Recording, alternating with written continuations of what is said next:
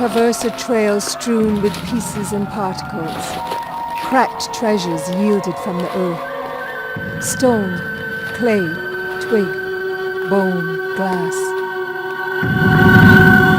rusted relics worn and renewed, receptacles of ancient knowledge emblazoned with possibilities.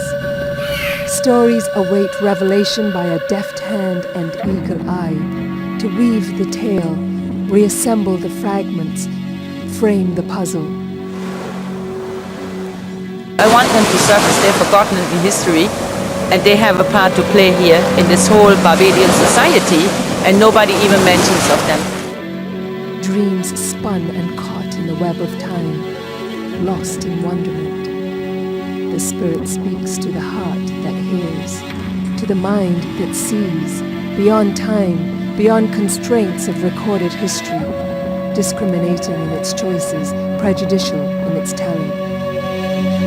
Where is my tale? Forgotten, between the stained pages blowing in the wind, between the leaved trees, unbending witnesses, the rocks, the stones, the sands that hold minute imprints of hands, of feet, of wounded knees, swept into seas, carried across oceans, broken remnants drifting into scant oblivion, blood running thin into streams of darkness, absorbed, diluted, decimated, bare traces left on the construct of faces, unknowing and unknown. Where is my tale?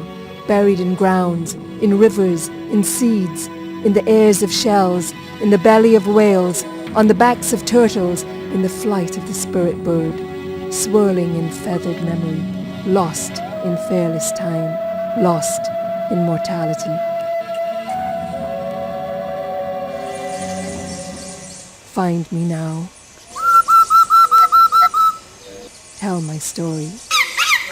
What started wrong will never end right until you clear up things, until you have everybody in the rightful picture where they should be, and everybody is integrated into that whole process and also in history.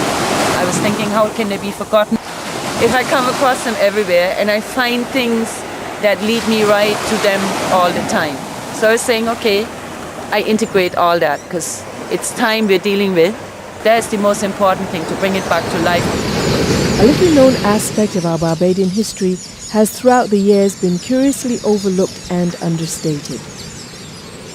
In 1701, James Moore, a Carolina governor and slave dealer, returned to South Carolina with more than 6,000 captives for the slave markets in the Caribbean. Thousands were said to have been imported into the island of Barbados alone. Yet there is barely any mention of the trade in Native American Indians and their enslavement in the colonies in our popular history books, and it is uncommon knowledge among the general populace of the nation. What then has become of the descendants of these red-skinned people? The opportunity arises to make known the unfortunate evil origins of the much-touted Barbados-Carolinas connection via and within the context of the artist Goonie Johnson's creative pilgrimage into the medium of mosaic. Through this specialized art form, placing found objects from the natural environment together like pieces of a jigsaw puzzle, fragmented segments of a historical tale are reassembled. The works take on a life of their own as the trinity of the warrior Metacom, his wife Nanuski, and their son are inadvertently brought to life over a period of time, channeled perhaps by the compelling forces of ancestral spirits seeking reunification. You hear the Indians talk for themselves, the Native Americans, and Tall Oak was saying that they had gifts given to them by the Creator, but there came a responsibility with the gifts, that is to share them.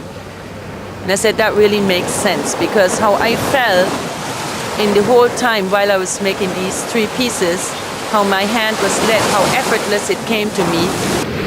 The compellingly atavistic nature of the work signify a call for investigation, restoration, and reconnection. Certainly, curiosity must be aroused as to if the blood of the great warrior Metacom, King Philip, runs in one's veins. or likewise the blood of countless other faceless, nameless warriors, women and children who were unwillingly transported to these shores. The artist would like to urge the relevant authorities to make available DNA testing to the curious and those suspecting themselves to be of American Indian, Amerindian extract and seek to make reconnection.